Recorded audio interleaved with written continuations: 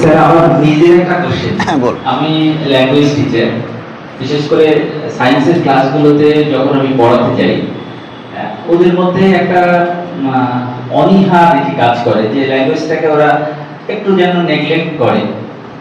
তো বৃহত্তর ক্ষেত্রে আমি যতদূর বুঝি ল্যাঙ্গুয়েজের তো একটা বিরাট ভূমিকা থাকে। একজন সায়েন্স স্টুডেন্টসের এই ধরনের অবহেলা কতটা তাদের ভবিষ্যতে অন্তরায় হয়ে দাঁড়াবে? ওটা 100% অন্তরায় হয়ে যাবে, 1% না। কেউ যদি সে সায়েন্টিস্টই হোক, ইঞ্জিনিয়ারই হোক, উকিল হোক, ডাক্তার হোক, তার যদি ল্যাঙ্গুয়েজ স্কিল ভালো না থাকে সে জীবনে দাঁড়াতে পারবে না।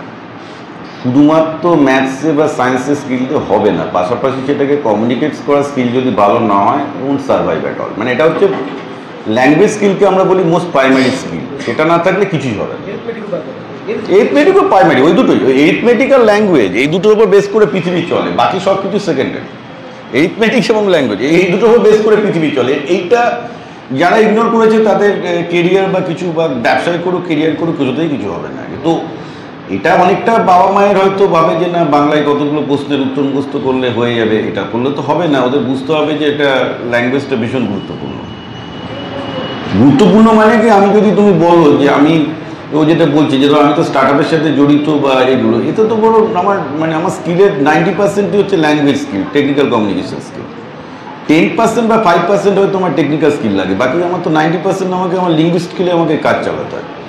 আজকে যদি আমার প্রেজেন্টেশন স্কিল, ল্যাঙ্গুয়েজ স্কিল যদি ভালো না থাকে তাহলে তো আমি সার্ভাইভই করবো না। শুধু ওই টেকনোলজিতে কিছু হবে না।